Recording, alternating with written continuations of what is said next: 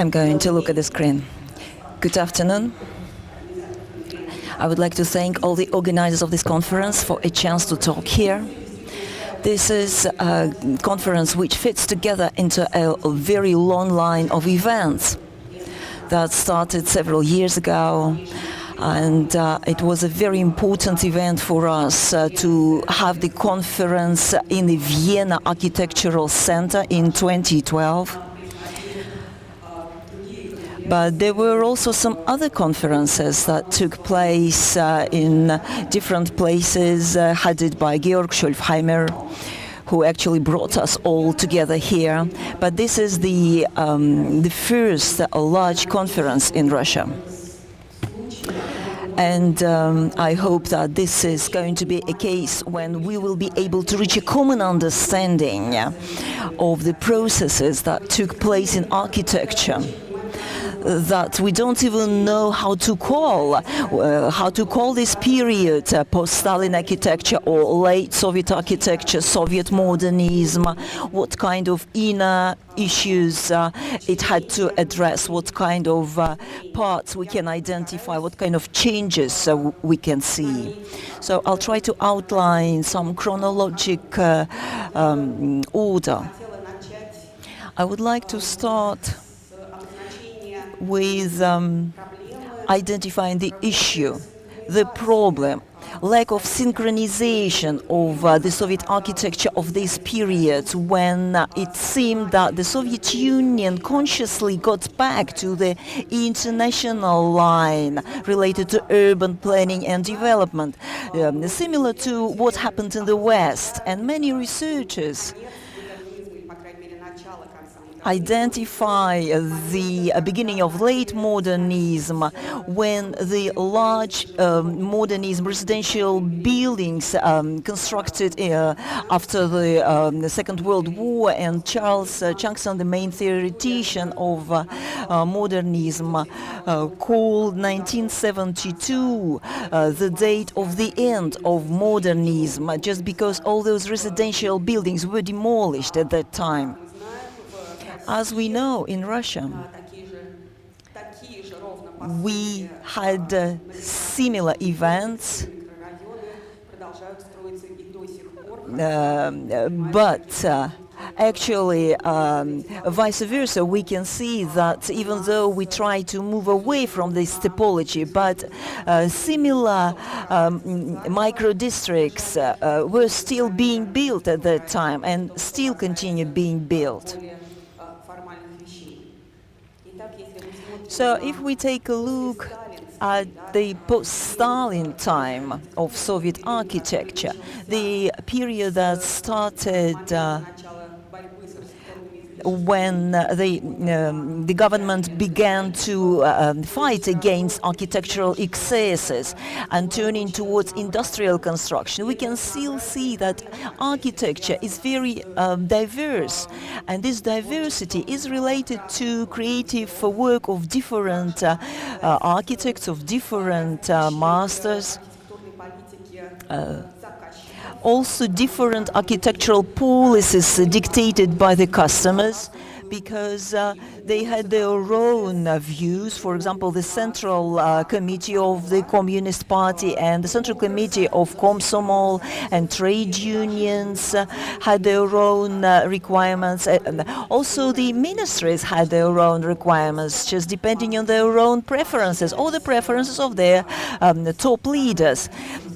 So they could encourage certain buildings that would move away from the canons, from the requirements that Soviet architecture followed. And in order to understand those peculiarities, it would be good to take a closer look at the chronological changes that took place throughout that period of time that are so obvious.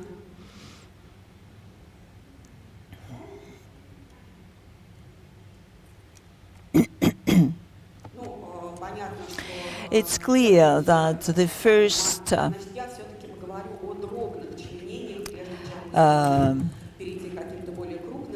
I'd love to mention some specific things before generalizing. So, after this declaration was made about turning towards industrialization and industrial construction and eliminating all kind of excesses and architectural extravagances in design and construction. So this was the main resolution that was adopted, and they got rid of all the decorative elements of the buildings. So 1956, 1957 and 58 were very important to move towards industrial methods of construction, identifying the typology of mass production, mass construction and cheap residential buildings. But at the same time, they started looking for expressiveness for new architecture,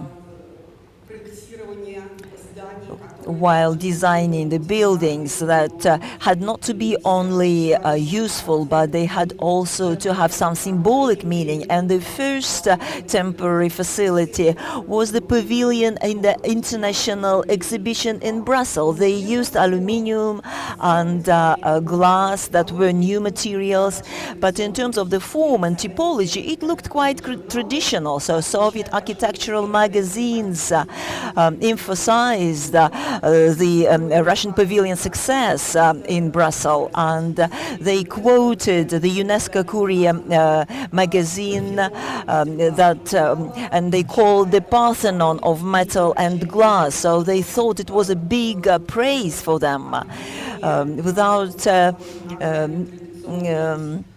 considering that it also meant the very traditional structure of the facility. Another example that they started looking for a new language of Soviet architecture can be seen later, just like during the first wave of modernism towards historicism of Stalin time. They used the competition for the design of the Palace of the Soviets. So there was a new competition for Palace of Soviets design, and you can read more details about this competition in my colleague's article, Olga Kazakova. And there were very few successful projects. For example, even architect Pavlov turned towards modern classics in Italian style. So modernist project won, that was led by Alexander Vlasov, and we can see it at the top. So here we can see how this vector was shaped for the further development of architecture. Not many people that knew that this designing continued, and it had a very big impact on the following development of architecture. It was related to the organization process of designing, because apart from professional mature architects, they included young graduates of MARCHI Institute. So they chose not only young architects, but also the architects who could speak different languages. So they created the library of the newest and latest books about architecture that had to be studied by those young graduates and young architects in order to study them well. At the same time, when this palace was designed, there was another competition for designing the Palace of Congresses in the Kremlin. which was implemented, and then the story of the palace of the Soviets was stopped. So we can see that the competition was very tough and the requirements were identified very strictly.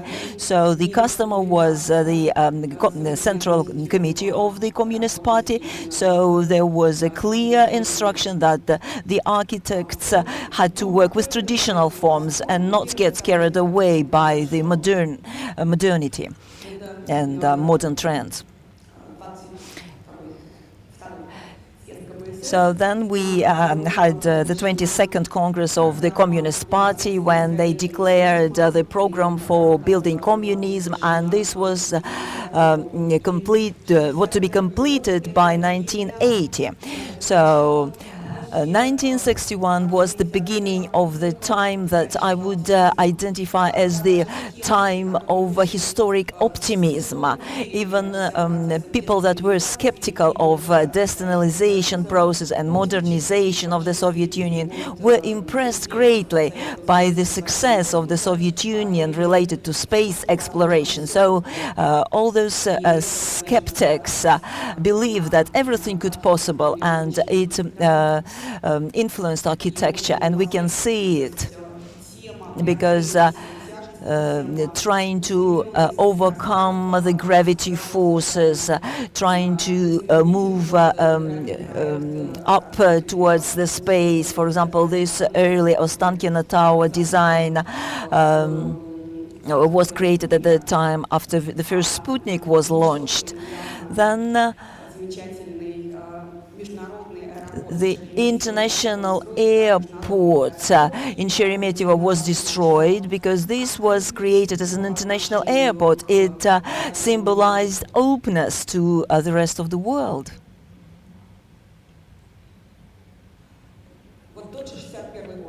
So the same 1961, when Moscow began its expansion up to MKAD, Circle Road, and the first step towards communism was that the working day was reduced up to 7 years, while the people had to work 6 days a week. So people had more time for leisure and entertainment. So architects had to think about the facilities for leisure and architecture that had to have democratic forms and those were precursors of communism, when people would have more and more leisure time. So this competition for the international exhibition in Moscow that had to be take place in 1967, and the competition was organized in 1962. So it showed that architects felt that everything was possible.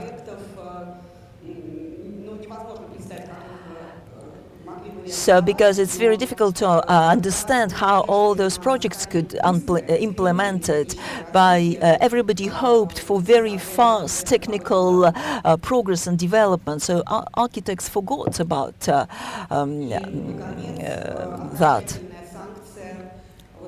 And finally, another sanction that was given to open, transparent, non-authoritarian modernism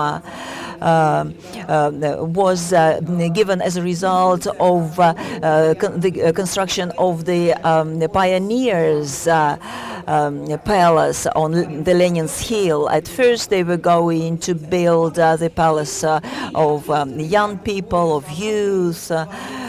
So it was more. It was a palace that was more free in spirit, was more suitable for children. Then, what do we see in the 60s? Well, Khrushchev resigned, and his resignation was important, because it meant that Khrushchev was accused of voluntarism, and everybody had to get down to reality and not to think about some unimaginable fast progress and development. Earlier on, they refused to have a global exhibition in Moscow because the economy developed much slower than everybody wanted. So Kosygин's reforms started, trying to change the economy, focusing more on individual needs. And so in 1966, the program of mass motorization and automobilization started. It influenced the city planning as well as architecture. And then 1967 was important when there was the 50th anniversary celebration of the October Revolution. So this was the peak of what we call the Soviet modernism, the second half of the century, and so they completed quite many exemplary projects that were supported by resources, so that the whole world could see what the Soviet architecture achieved. And just because of this date, this 50th anniversary of the October Revolution, the rehabilitation of architectural avant-garde started. Actually, nobody thought about it at that time. Well, only teachers might share their ideas about avant-garde to their students. But it was at that time when many publications appeared in different newspapers, when the importance of this heritage was emphasized. Also, the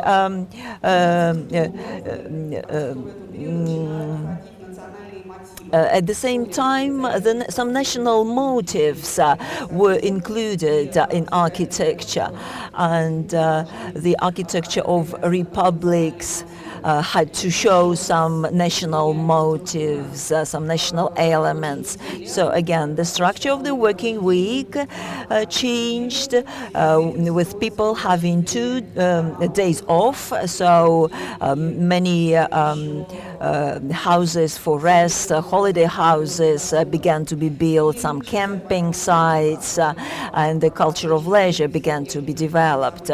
Then, speaking about 1968, the Soviet Union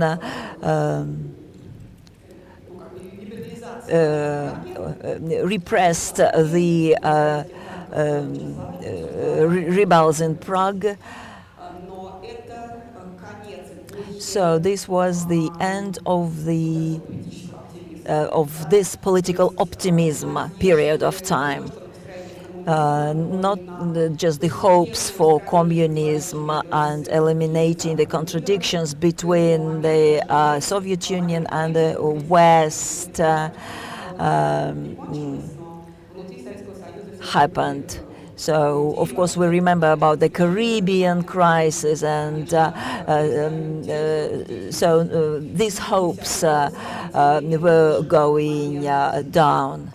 And then in 1970, there was the 100th anniversary of Lenin, when this official style was crystallized. And here you can see the central building of the Lenin's memorial in Ulyanovsk, and this is an example of international modernism, but more massive and made of stone. So beginning with this time, the stone facing was a very important figure of all the public buildings. And we can see the evolution of the 60s in one of the brightest projects that was a very large city development project that we can see in New Arbat. And I would like to draw your attention to the picture at the bottom, because you can see that it had to be like a bookstore, and so they had to use all these structures as a public space. And this project was was revisited before Khrushchev's resignation.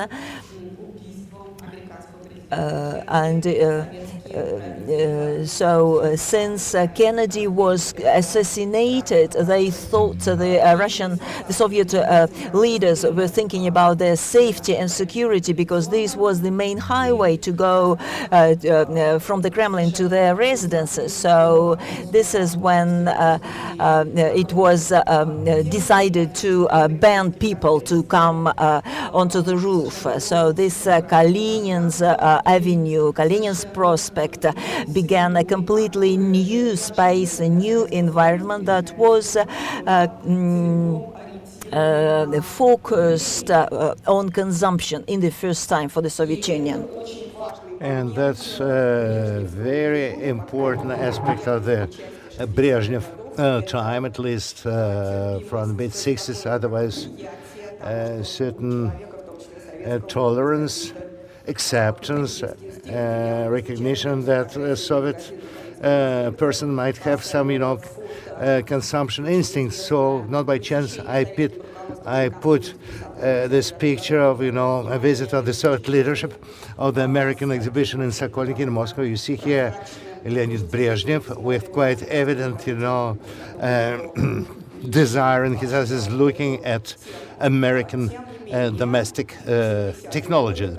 So, nevertheless, in 1970s, when the problem of deficit was really manifesting itself, parallel to declarations of, better living standards of the population, we see certain reshifting and change of the outlook of this complex to the ideological, motives, especially on the festivity days when the big four letters of CCCP or USSR were lighted up, covering the facades of the buildings. So, Kalininsky Prospect is the name of the street, had been built out, and after that we see the complex reconstruction of the whole Moscow center. It's another name of the new Arbat. We understand that this giant complex had to be the first spiral, and definitely, the whole idea was to be the set of the pattern to other Russian cities, and the realization of this project brought around this understanding of the value of historical environment, like it was in the past. For example, we know in New York that a movement for protection of historical heritage really emerged after demolition of Penn Station building. So the general plan adopted back in '71 in the first version for the city of motorists with far through thoroughfares with speed limit of 130 kilometers per hour, and architects, including Mr. Potovin, was really dreaming that you could really fly through Moscow, zoom through Moscow just in a half hour.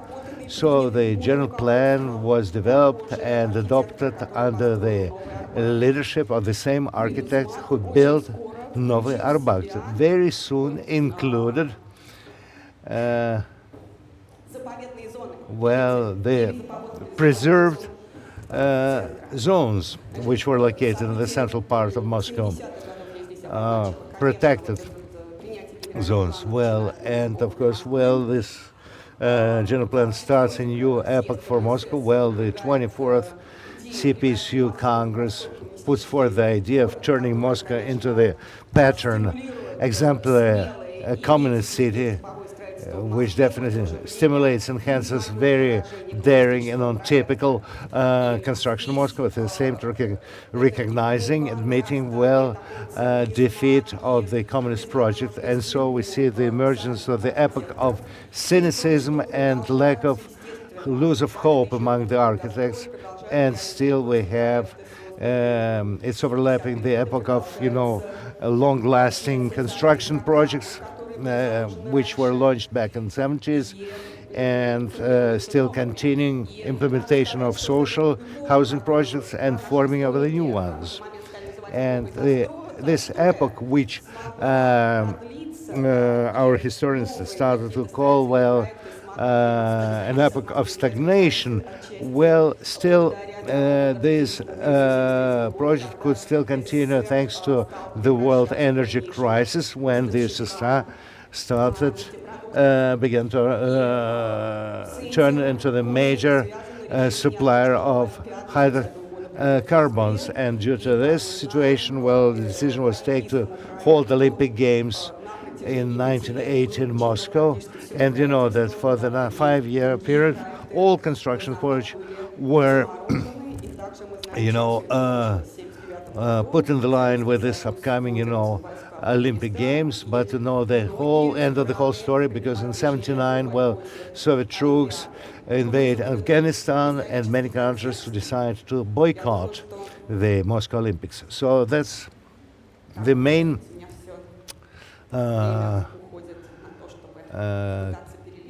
cornerstones of the historical context. So you see it takes a little time, well, for explaining. So definitely we see in reality there was cancellation of high-rise building projects in the Moscow center. Same decision was then disseminated and followed in other Russian big cities. So, and that's where I really think I should stop. So the role of theoreticians in the late 60s was basically they were voiceless. Their voice wasn't heard, but still there were some theoretical research centers, and for example, the Institute of Technical or Technological Aesthetics was in particular involved in developing a theoretical problem of urban development and architecture, and very educated and well-informed people were working there who studied Western theory, and they were bringing it to the attention of conscience version to the architects as well as to the construction and the leadership. That's why by the end of '70s, postmodernism starts to infiltrating into our country, where it was combining with nostalgia in society. Well, they continue designing this second phase of New Arbat construction. And this group of Pasokin and Makarevich, well, you see, the old Arbat quarters were also reconstructed, and this time, under the leadership of Alexei Gutnov, a postmodernist project is being launched for turning Old Arbat Street into a pedestrian zone, and basically that brings the end to the history of modernist architecture in our country. Thank you for your attention.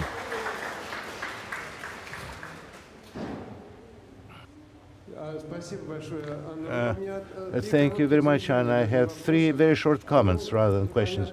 Well, quite definitely the suppression of Prague insurgent was a big mistake, because back in '56 there was a same situation in Hungary, but in Prague we had socialism with human face. Second interesting, well, there was disillusion of ideas concerning, this, diffusion with the West, and I think we should refer to the criticism of the theory of convergence, which was taking place at the time. And finally, well, the new Arbat Street was built out back in '69. No, mainly, well, it was completed by '67, and the shops were already open.